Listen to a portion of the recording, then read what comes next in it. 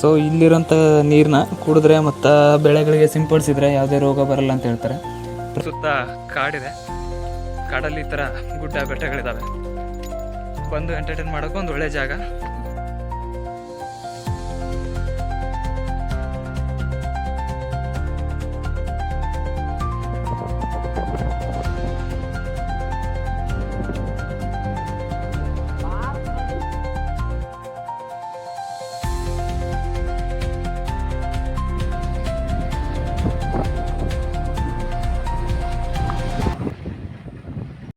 ಎಲ್ರಿಗೂ ನಮಸ್ಕಾರ. ಸೊ ನಾನಿವತ್ತು ಒಂದು ಐತಿಹಾಸಿಕ ಮತ್ತು ಪೌರಾಣಿಕ ಹಿನ್ನೆಲೆ ಇರ್ತಕ್ಕಂಥ ಒಂದು ಪ್ಲೇಸಲ್ಲಿದ್ದೀನಿ. ಸೊ ಒಂದು ದೇವಸ್ಥಾನದಲ್ಲಿದ್ದೀನಿ. ಸೊ ಈ ದೇವಸ್ಥಾನದ ಹೆಸರು ಶ್ರೀ ಚಂದ್ರಲಿಂಗೇಶ್ವರ ದೇವಸ್ಥಾನ ಅಂತ.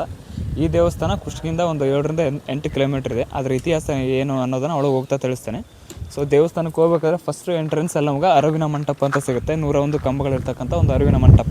ಸೊ ಬನ್ನಿ ಒಳಗಡೆ ಹೋಗಿ ನೋಡ್ಕೊಂಬರೋಣ ಅಂತ.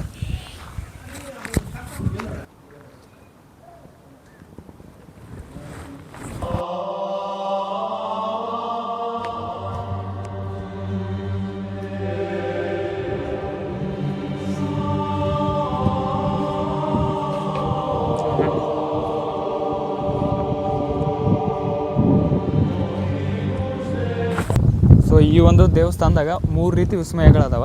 ಸೊ ಒಂದೇದೇನೆಂದರೆ ಕೆಸರಿಲ್ಲದ ಕೋಟೆ, ಇನ್ನೊಂದು ಹೆಸರಿಲ್ಲದ ಮರ, ಮತ್ತು ಇನ್ನೊಂದು ಬಿಸಿಲೇ ಬೀಳದ ಬಾವಿ ಅಂತ. ಸೊ ನನ್ನ ಹಿಂದ್ಗಡೆ ಕಾಣಿಸ್ತಿದೆಯಲ್ಲ, ಇದೇ ಆ ಕೋಟೆ. ಈ ಕೋಟೆನ ಯಾವುದೇ ಕೆಸರು ಅಂದ್ರೆ ಯಾವುದೇ ರೀತಿ ಗಾರೆ ಕೆಲಸ ಮತ್ತು ಸಿಮೆಂಟ್ ಇಲ್ದೇ ಅವಾಗಿನ ಕಾಲದಲ್ಲಿ ಇಂಟರ್ಲಾಕ್ ಸಿಸ್ಟಮು ಬಳಸಿ ಕಟ್ಟಾರ. ಸೊ 600 ವರ್ಷದಿಂದನೇ ನೋಡಿ ಹೆಂಗಿತ್ತು ಟೆಕ್ನಾಲಜಿ ಅಂತೇಳಿ. ಯಾವುದೇ ರೀತಿ ಕಾಣಿಸ್ಬೋದು ನಿಮ್ಗೆ, ಎಲ್ಲೂ ಕೂಡ ಸಿಮೆಂಟು ಆ ರೀತಿ ಏನೂ ಬಳಸೇ ಇಲ್ಲ, ಬರೀ ಇಂಟರ್ಲಾಕಿಂದನೇ ಬಳಸಿರೋದು. ಸೊ ಇದನ್ನು ಪೌರಾಣಿಕವಾಗಿ 2 ರೀತಿ ಹೇಳ್ತಾರೆ. ಸೊ ಈ ಒಂದು ಪ್ಲೇಸ್ ಒಳಗೆ ಚಂದಾಸುರನೊಬ್ಬ ರಾಕ್ಷಸ ಇದ್ದಂತೆ. ಈಶ್ವರ ಅವನನ್ನು ಸಂಹಾರ ಮಾಡೋದಕ್ಕೋಸ್ಕರ ಚಂದಲಿಂಗೇಶ್ವರ ಅಂತ ಇಲ್ಲಿ ದೇವ್ರನ್ನ ಪೂಜಿಸಲಾಗುತ್ತೆ. ಸೊ ಹಾಗಾಗಿ ಈ ಒಂದು ದೇವಸ್ಥಾನಕ್ಕೆ ಚಂದಲಿಂಗೇಶ್ವರ ಅಂತ ಹೆಸರು ಬರುತ್ತೆ. ಸೊ ಒಳಗಡೆ ಬಿಸಿಲಿಲ್ಲದ ಬಾವಿ ಮತ್ತು ಹೆಸರಿಲ್ಲದ ಮರ ಇದೆ ಅಂತ. ಬನ್ನಿ ನೋಡ್ಕೊಂಬರೋಣ ಅಂತ.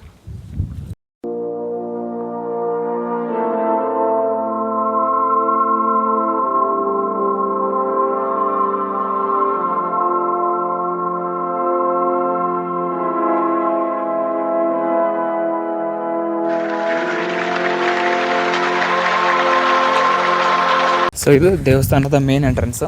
ಸೊ ಒಳಗೆ ಹೋದ್ರೇ ಈಗ ಬಿಸಿಲು ಇಲ್ಲದ ಬಾವಿ ಅಂತ ಬಾವಿ ಸಿಗುತ್ತೆ.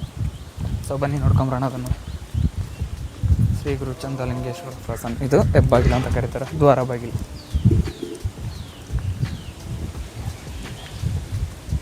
ದೇವಸ್ಥಾನ ನೋಡಿ ಈ ರೀತಿ ಇದೆ.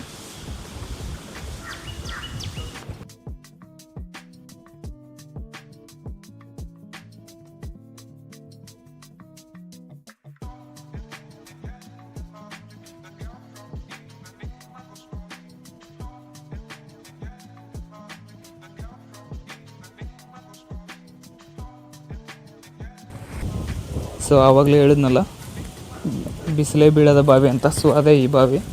ಹಾವುಗಳು ಇದಾವೆ, ಎಚ್ಚರಿಕೆ ಅಂತ ಹಾಕಿದ್ದಾರೆ, ಹುಷಾರಾಗಿ ಹೋಗ್ಬೇಕಿಲ್ಲಿ. ಸೊ ಇಲ್ಲಿರೋಂಥ ನೀರನ್ನ ಕುಡಿದ್ರೆ ಮತ್ತು ಬೆಳೆಗಳಿಗೆ ಸಿಂಪಡಿಸಿದ್ರೆ ಯಾವುದೇ ರೋಗ ಬರಲ್ಲ ಅಂತ ಹೇಳ್ತಾರೆ.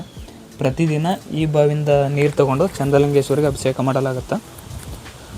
ಸೊ ಇದು ಇಲ್ಲಿಯ ವಿಸ್ಮಯ. ಈ ಒಂದು ಬಾವಿಗೆ ಬಿಸಿಲೇ ಬೀಳಲ್ಲ ಅಂತ ಸೊ ಇಲ್ಲಿರೋಂತಕ್ಕಂಥ ಸ್ಥಳೀಯರು ಹೇಳ್ತಾ ಇದ್ದಾರೆ.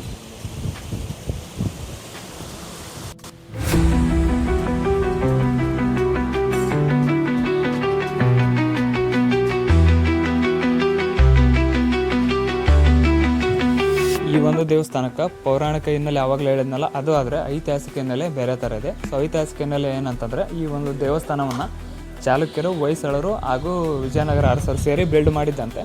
ಸೊ ಈ 3 ರಾಜ ಮನೆತನಗಳು ಕೂಡ ಇಲ್ಲಿ ಆಳ್ವಿಕೆ ಮಾಡಿದ್ದಾರೆ. ಅವರ ಆಡಳಿತಾವಧಿಯಲ್ಲಿ ಈ ಒಂದು ದೇವಸ್ಥಾನ ನಿರ್ಮಾಣ ಆಯಿತು. ಅಂದರೆ 600 ವರ್ಷಗಳ ಹಿಂದೆ ಈ ದೇವಸ್ಥಾನ ನಿರ್ಮಾಣ ಆಯಿತು ಅಂತ ಇತಿಹಾಸ ಹೇಳುತ್ತೆ.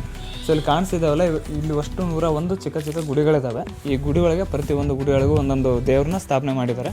ಸೊ ಬನ್ನಿ ನೋಡ್ಕೊಂಬರೋಣ. ಸೊ ಹೇಳಿದ್ನಲ್ಲ ಆವಾಗಲೇ, ಸೊ 101 ರೀತಿ ಚಿಕ್ಕ ಚಿಕ್ಕ ದೇವಸ್ಥಾನಗಳಿದ್ದಾವೆ ಇಲ್ಲಿ ಕಾಣಿಸ್ತಿದ್ದಾವಲ್ಲ. ಸೊ ಇದು ಒಂದಾದಮೇಲೆ ಇಲ್ಲೊಂದು ಮೂರ್ತಿ ಇದೆ ಇದರೊಳಗೆ, ಮತ್ತು ಇಲ್ಲೊಂದಿದೆ. ಅದಾದಮೇಲೆ ಅದ್ರ ಪಕ್ಕಕ್ಕೊಂದು ಈ ರೀತಿ ಚಿಕ್ಕ ಚಿಕ್ಕ ಸಾವಿರಾರು ಮೂರ್ತಿಗಳಿದ್ದಾವೆ, 100 ಮೂರ್ತಿಗಳಿದ್ದಾವೆ. ಸೊ ಆಗಿನ ಕಾಲದಲ್ಲಿ ರಾಜರು ಮಾಡಿಸಿದ್ದಂತಿದು ಫುಲ್ಲು ಹಿಂಗೆ ಹೋಗಿ ಮತ್ತು ಹಿಂಗೆ ಬರತ್ತಿದ್ದು. ಎಷ್ಟು ಸಿಕ್ಕಾಪಟ್ಟೆ ಮೂರ್ತಿಗಳಿದ್ದಾವೆ. ಸೊ ಇಲ್ಲೊಂದು ಚಿಕ್ಕ ಶಿವಲಿಂಗ ಇದೆ.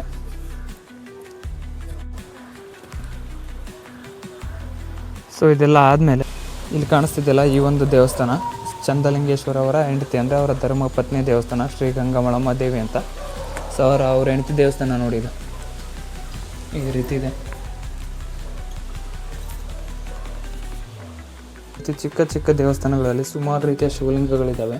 ಹಳೆಯ ಕಾಲದ್ದು 600 ವರ್ಷಗಳ ಹಿಂದಿನ ಶಿವಲಿಂಗಗಳಿವೆಲ್ಲ. ಶ್ರೀ ಜಗದ್ಗುರು ಉಜ್ಜಯಿನಿ ಲಿಂಗ ಅಂತ ನೋಡಿ, ಇಲ್ಲ ಚಾಲುಕ್ಯರ ಕಾಲದ್ದು ಇವು. ಸೊ ಕೋಟೆ ಹೇಳಿದ್ನಲ್ಲ, ಕೋಟೆ ನೋಡಿ ಯಾವ ರೀತಿ ಇಂಟರ್ಲಾಕ್ ಸಿಸ್ಟಮಿಂದ ಆವಾಗಿನ ಟೈಮಲ್ಲೇ ಕಟ್ಸಿದ್ದಾರೆ.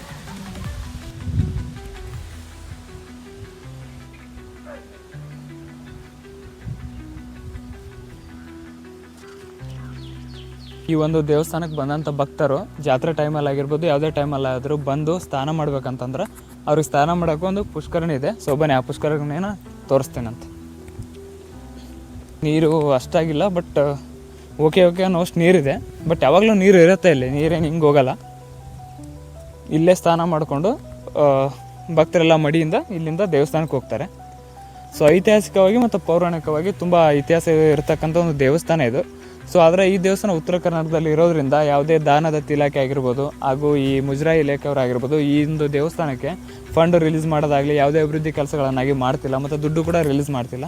ಸೊ ಸುತ್ತಮುತ್ತ ಸ್ಥಳೀಯ ಜನಗಳೇ ಇದ್ರದ್ದು ಜಾತ್ರೆ ನಡೆಸ್ಕೊಂಡು ಹೋಗ್ತಾರೆ. ಆದರೆ ಗೌರ್ಮೆಂಟಿಂದ ಇಂಥ ಒಂದು ಸ್ಥಳಗಳಿಗೆ ಫಂಡ್ ಬಂದರೆ ಜೀರ್ಣೋದ್ಧಾರ ಆಗುತ್ತೆ. ಸೊ ಇಂಥ ಒಂದು ಇತಿಹಾಸ ಇರತಕ್ಕಂಥ ಪ್ಲೇಸ್ ಕೂಡ ಬೆಳಕಿಗೆ ಬರ್ತವೆ. ಸೊ ಪ್ರವಾಸೋದ್ಯಮ ಇಲಾಖೆಯವರು ಕೂಡ ಸುತ್ತಮುತ್ತ ಫಾಲ್ಸ್ ಇದ್ದಾವೆ. ಸೊ ಅವುಗಳನ್ನು ಇದನ್ನು ಡೆವಲಪ್ ಮಾಡಿದ್ರೆ ಇಲ್ಲಿ ಬರೋಂಥ ಪ್ರವಾಸಿಗರ ಸಂಖ್ಯೆನೂ ಹೆಚ್ಚಾಗುತ್ತೆ. ಸೊ ನಮ್ಮ ಉತ್ತರ ಕರ್ನಾಟಕದ ಪ್ರವಾಸೋದ್ಯಮನೂ ಹೆಚ್ಚಾಗುತ್ತೆ.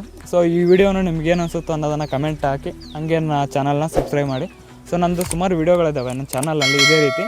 ಸೊ ಇದೇ ರೀತಿ ಕಂಟೆಂಟ್ ಮಾಡ್ತಾ ಇರ್ತೀನಿ. ದಯವಿಟ್ಟು ಸಬ್ಸ್ಕ್ರೈಬ್ ಮಾಡ್ಕೊಳ್ಳಿ ನನ್ನ ಚಾನಲ್ನ, ಹಂಗೆ ಸಪೋರ್ಟ್ ಮಾಡಿ.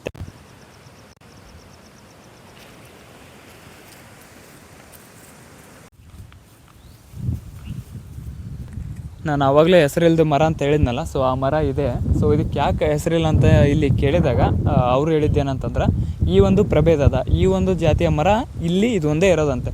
ಸುತ್ತಮುತ್ತ ಈ ಕೊಪ್ಪಳ ಕುಷ್ಟಗಿ ವಿಭಾಗದಲ್ಲಿ ಅರಣ್ಯ ಇಲಾಖೆಯವರು ಅರಣ್ಯಗಳಲ್ಲಿ ನೋಡಿದರೆ ಈ ಥರದ ಮರ ಎಲ್ಲೂ ಕಾಣಿಸಿಗಲ್ಲ ಅಂತ. ಇದು ಒಂದೇ ಒಂದು ಮರ ಇಲ್ಲಿ ಇರೋದಂತೆ. ಸೊ ಹಂಗಾಗಿ ಇದಕ್ಕೆ ಯಾವ ಹೆಸರು ಇಡಬೇಕು ಏನಂತ ಯಾರಿಗೂ ಗೊತ್ತಾಗಿಲ್ಲ. ಹಂಗಾಗಿ ಅವತ್ತಿಂದ ಇದು ಹೆಸರಿಲ್ಲದ ಮರ ಆಗಿನೇ ಉಳಿದಿದೆ. ಸೊ ಇನ್ನೊಂದು ಪೌರಾಣಿಕವಾಗಿ ಹೇಳ್ತಾರೆ, ಈ ಮರಕ್ಕೆ ಬಂದು ಯಾರಾದರೂ ಏನೋ ಒಂದು ಹೆಸರಿಟ್ರೆ ಅವ್ರು ಕಲ್ಲಾಗಿ ಹೋಗ್ತಾರೆ ಅಂತ ಒಂದು ಏನೋ ಹೇಳ್ತಾರೆ. ಅದು ನಿಜನ ಸುಳ್ಳ ಗೊತ್ತಿಲ್ಲ. ಸೊ ನಂಬೋದು ಬಿಡೋದು ನಿಮಗೆ ಬಿಟ್ಟಿದ್ದು. ಬಟ್ ಇದಕ್ಕೆ ಯಾಕೆ ಹೆಸರಿಲ್ಲದ ಮರ ಅಂತಾರೆ ಅಂದರೆ, ಈ ಒಂದು ಜಾತಿಯ ಮರ ಇದು ಒಂದೇ ಇರೋದಂತ. ಸೊ ಹಂಗಾಗಿ ಇದಕ್ಕೆ ಯಾವ ಹೆಸರು ಇಡಬೇಕಂತ ಯಾರಿಗೂ ಗೊತ್ತಿಲ್ಲ. ಹಂಗಾಗಿ ಇದು ಹೆಸರಿಲ್ಲದ ಮರ ಆಯಿತು ಅಂತ ಕೆಲವರು ಹೇಳ್ತಾರೆ ಇಲ್ಲಿರೋರು ಸ್ಥಳೀಯರು. ಸೊ ಇಲ್ಲಿ ಸರಪಳಿ ಪೌಡ ಅಂತ ಕಾಣಿಸ್ತಿದೆಯಲ್ಲ, ಆ ಕಡೆ ಒಂದು ಈ ಕಡೆ ಒಂದು ಕಲ್ಲಿದೆಯಲ್ಲ, ಈ ಕಲ್ಲಲ್ಲಿ ಮಧ್ಯೆ ಒಂದು ಓಲಿದೆ. ಆ ಓಲಿಗೆ ದಪ್ಪವಾಗಿರ್ತಕ್ಕಂಥ ಒಂದು ಸರಪಣಿ ಕಟ್ತಾರೆ. ಕಟ್ಬಿಟ್ಟು ಜಾತ್ರೆ ಟೈಮಲ್ಲಿ ಈ ದೇವಸ್ಥಾನದ ಆಡಳಿತ ಇಲಾಖೆಯಿಂದ ಯಾರನ್ನ ನೇಮಕ ಮಾಡಿರ್ತಾರೆ ನೋಡಿ, ಆ ಒಬ್ಬ ಸ್ವಾಮೀಜಿ ಬರೀ ಕೈಯಿಂದನೇ ಕೊರಳಲ್ಲಿ ಆ ಸರಪಳಿಗಳನ್ನು ಹಾಕ್ಕೊಂಡು ಹರಿತಾರೆ. ಸೊ ಅದು ಇಲ್ಲಿ ನಡ್ತಕ್ಕಂಥ ಒಂದು ದೊಡ್ಡ ಪವಾಡ. ಸೊ ಅದನ್ನು 2 ಕಲ್ಲಿಗೆ ಹಾಕ್ಬಿಟ್ಟು ಎಳೆದು ಕೈಯಿಂದನೇ ಹರಿತಾರೆ. ಆ ಕಡೆ ಇದೆ, ಅಲ್ಲಿಂದ ಬಂದಿದ್ದಲ್ಲಿ ಕಾಣಿಸ್ತಿದ್ದೆಲ್ಲ ರೆಡ್ ಕಳಸ, ಅದು ದೇವಸ್ಥಾನ. ಅಲ್ಲಿಂದ ಮುಂದೆ ಬಂದರೆ ಫುಲ್ಲು ಸುತ್ತ ಕಾಡಿದೆ. ಕಾಡಲ್ಲಿ ಈ ಥರ ಗುಡ್ಡ ಬೆಟ್ಟಗಳಿದ್ದಾವೆ. ಬಂದು ಎಂಟರ್ಟೈನ್ ಮಾಡೋಕೆ ಒಂದು ಒಳ್ಳೆ ಜಾಗ. ಒಂದು ದೇವಸ್ಥಾನ ನೋಡಿಕೊಂಡು ದೇವರ ಕೃಪೆ ಪಾತ್ರಗಾರಾಗಿ ಒಂದು ರೌಂಡ್ ಹಂಗೆ ಅಡ್ಡಾಡ್ಕೊಂಡು ಪೀಸ್ಫುಲ್ಲಾಗಿ ಅಡ್ಡಾಡ್ಕೊಂಡು ಹೋಗ್ಬೇಕಂದ್ರೆ ಪ್ಲೇಸ್ ಮಾತ್ರ ನೆಕ್ಸ್ಟ್ ಲೆವೆಲಲ್ಲಿದೆ. ಸುತ್ತಮುತ್ತ ಗ್ರೀನರಿ ಚೆನ್ನಾಗಿದೆ. ಹಿಂದ್ಗಡೆ ನೋಡ್ಬೋದು ನೀವು.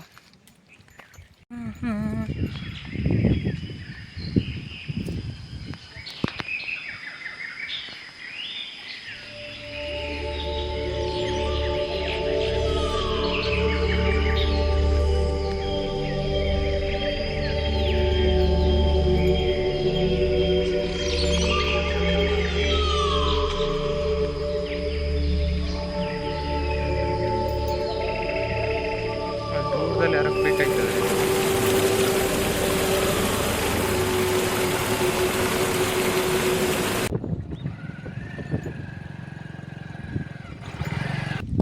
ಸೊ ಚಂದಲಿಂಗೇಶ್ವರ ದೇವಸ್ಥಾನದಿಂದ ಮುಂದೆ ಬಂದರೆ ಆ ದೇವಸ್ಥಾನ ಎಲ್ಲ ನೋಡ್ಕೊಂಬಂದರೆ ಇಲ್ಲೊಂದು ಬಸವಣ್ಣನ ಮೂರ್ತಿ ಅಂದರೆ ನಂದಿ ವಿಗ್ರಹ ಸಿಗುತ್ತೆ.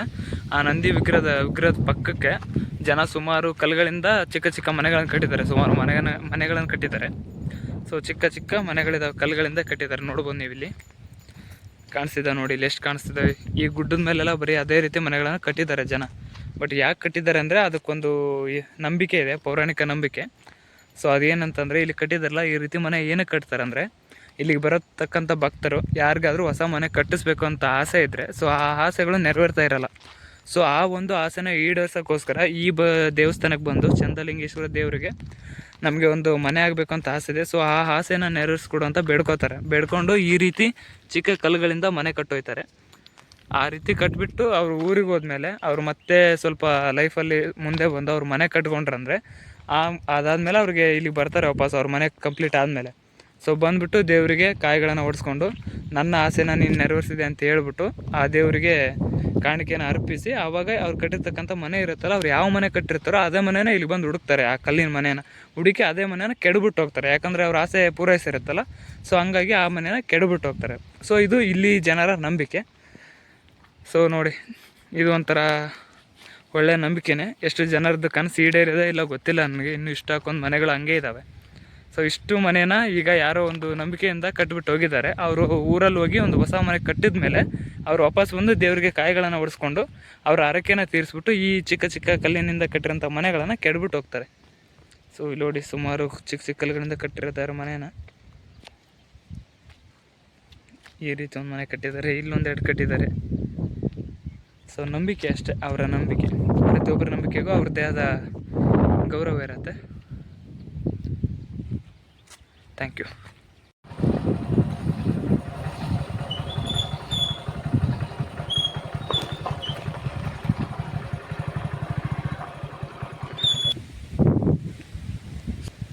ಸೊ ಈ ಚಂದ್ರಲಿಂಗೇಶ್ವರ ದೇವಸ್ಥಾನಕ್ಕೆ ಹೋಗೋ ದಾರಿಲಿ ಸುಮಾರು ರೀತಿಯ ದೇವಸ್ಥಾನಗಳಿದ್ದಾವೆ. ಇದು ಸೋಮಶಂಕರ ಲಿಂಗೇಶ್ವರ ದೇವಸ್ಥಾನ ಅಂತ. ಸೊ ಈ ದೇವಸ್ಥಾನದ ಅಪೋಸಿಟ್ ಒಂದು ಚಿಕ್ಕದ ಪುಷ್ಕರಣಿ ಇದೆ, ಬನ್ನಿ ನೋಡೋದು. ಸೊ ನೀರಿನ್ನು ಇದ್ದಾವೆ, ಮಳೆ ಇಲ್ಲಾಂದ್ರೂ ಕೂಡ ನೀರಿದ್ದಾವೆ. ಶಿವಲಿಂಗು, ಆಪೋಸಿಟ್ ನಂದಿ. ಶಿವ ಇದ್ದಲ್ಲೇ ನಂದಿ ಇರಲೇಬೇಕು ನೋಡಿ, ಇಷ್ಟು ಚಿಕ್ಕದ್ರಲ್ಲೇ ತುಂಬ ಚೆನ್ನಾಗಿ ಮಾಡಿದ್ದಾರೆ. ಸೊ ಇದು ಪುಷ್ಕರಣಿಗೆ ಇಳಿದು ಕೆಳಗಡೆ ಹೋಗೋದಕ್ಕೆ ಮೆಟ್ಲುಗಳು.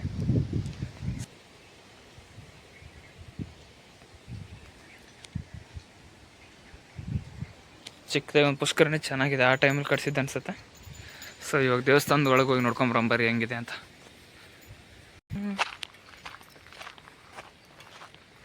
ಈ ದೇವಸ್ಥಾನಕ್ಕೂ ಮೇಲಕ್ಕೆ ಹೋಗ್ಕೊಂಡು ಟ್ರೆಕ್ಕಿಂಗ್ ಮಾಡಬೇಕು. ಸೊ ಈ ದೇವಸ್ಥಾನಕ್ಕೆ ನೋಡ್ರಿ, ಇದಕ್ಕೂ ಕೂಡ ಅಪ್ ಐತಿ, ಫುಲ್ಲು ಅಪ್ಪಲ್ಲೇ ನಡ್ಕೊಂಡು ಹೋಗ್ಬೇಕು. ಇದು ಕೂಡ ಬೆಟ್ಟದ ಮೇಲೆ ಇರ್ತಕ್ಕಂಥ ದೇವಸ್ಥಾನ. ಸೊ ನಮ್ಮ ಕುಷ್ಟಗಿ ತಾಲೂಕೊಳಗೆ ಈ ರೀತಿ ಪ್ಲೇಸ್ ಇದೆ ಅಂತ ಗೊತ್ತಿರಲಿಲ್ಲ ನಂಗೆ. ಪ್ಲೇಸ್ ಮಾತ್ರ ನೆಕ್ಸ್ಟ್ ಲೆವೆಲ್.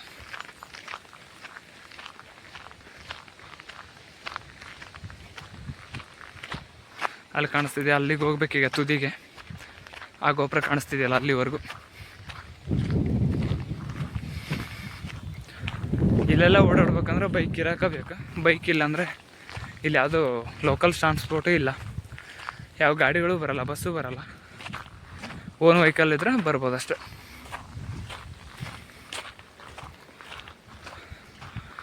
ಮೆಟ್ಲು ಹತ್ಬೇಕಾ ಇವಾಗ? ಎಷ್ಟೊತ್ತವರೆಗೂ ಮಣ್ಣಲ್ಲಿ, ಇವಾಗ ಮೆಟ್ಲ ಮೇಲೆ ಚಪ್ಪಲಿ ಹಾಕೊಂಡು ಹತ್ಬೋದಾ ಅಂತ. ಬನ್ನಿ, ಹತ್ತದ ಏನಾಗಲ್ಲ, ಬಿಡೋದ ಇಲ್ಲೇ ಬಿಡ್ತೀನಿ ಬಾ. ಇಲ್ಲಿ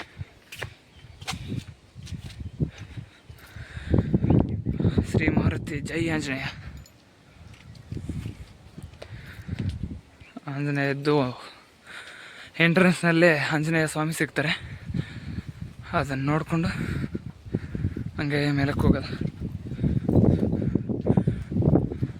ಮೇಲಕ್ಕೆ ಹೋದರೆ ಇಲ್ಲೊಂದು ಟೆಂಪಲ್ಲು.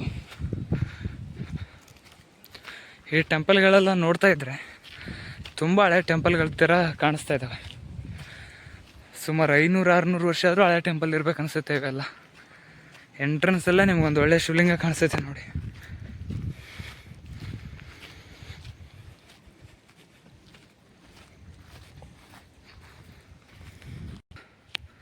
ಆ ಕಡೆ ಈ ಕಡೆ ಚಿಕ್ಕದಾಗಿರೋ ಒಂದು ಕೋಟೆ, ಮಧ್ಯ ರಸ್ತೆ, ಹಿಂಗಿದೆ ನೋಡಿ ದೇವಸ್ಥಾನ. ಗೇಟ್ ಯಾಕೋ ಓಪನ್ ಆಗಿದೆ, ಯಾರೂ ಇಲ್ಲ ಇಲ್ಲಿ. ಮೋಸ್ಟ್ಲಿ ಇದು ದೇವಸ್ಥಾನ ಪೂಜೆ ಮಾಡ್ತಿಲ್ಲ ಅನಿಸುತ್ತೆ. ಶ್ರೀ ಸೋಮಶಂಕರ ಲಿಂಗೇಶ್ವರ ಸುಕ್ಷೇತ್ರ ಯಾವುದೋ ಒಂದು ಮಾಡ್ತಾರಂದೆ.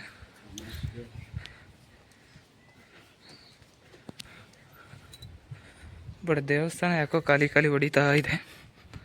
ಆಡಳಿತ ಇಲಾಖೆ ಯಾರೂ ಇಲ್ಲ ಅಂತ ಕಾಣಿಸುತ್ತೆ ಮೇ ಬಿ.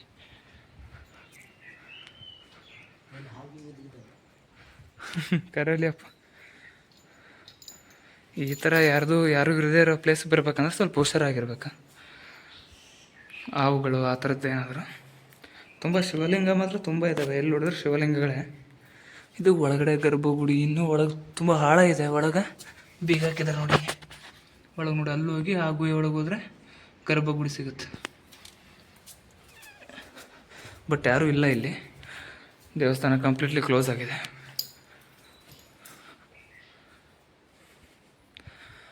ಸೊ ವಿಡಿಯೋ ನೋಡಿ ಏನೋ ಅನಿಸುತ್ತೆ ಅನ್ನೋದನ್ನು ಕಮೆಂಟಲ್ಲಿ ಹಾಕಿ, ಹಂಗೆ ನಮ್ಮ ಚಾನಲ್ನ ಸಬ್ಸ್ಕ್ರೈಬ್ ಆಗಿ. Thank you. ಸೊ ಇಲ್ಲೊಂದು ಪಾಳ ಬಿದ್ದ ದೇವಸ್ಥಾನ ಐತಿ. ಸೊ ಅದರೊಳಗೆ ನೋಡೋ ಬರಲಿ ಹೊತ್ತು ಎಷ್ಟು ದೊಡ್ಡದಿದೆ ಅಂದರೆ. ಸೊ ಈ ರೀತಿ ಪ್ಲೇಸ್ಗಳಲ್ಲಿ ಬಂದಾಗ ತುಂಬ ಹುಷಾರಾಗಿರ್ಬೇಕು. ಸೊ ನೋಡ್ರಿ ಇಲ್ಲಿ ಹೊತ್ತ ಯಾವ ರೀತಿ ಬೆಳ್ಕೊಂಡಿದೆ. ಸೊ ದೇವಸ್ಥಾನಗಳ ಪಾಳ ಬಿದ್ದರೆ ಈ ರೀತಿ ಬೆಳೆಯೋ ಸಹಜ. ಸೊ ಈ ದೇವಸ್ಥಾನ ಯಾಕೆ ಪಾಳು ಬಿತ್ತು ಏನು ಅಂತ ಗೊತ್ತಿಲ್ಲ, ಬಟ್ ಇದರಿಂದ ಒಂದಿಷ್ಟು ಇದ್ದೇ ಇರುತ್ತೆ. ದೇವಸ್ಥಾನ ಮಾತ್ರ ತುಂಬ ದೊಡ್ಡ ದೇವಸ್ಥಾನ ಇದೆ, ನೋಡ್ಬೋದು ನೀವಲ್ಲಿ. ಸೊ ಇದು ರಥಕ್ಕೋಸ್ಕರ ಮಾಡಿಸಿರ್ತಕ್ಕಂಥ ಒಂದು ಮನೆ, ಇದು ದೇವಸ್ಥಾನ.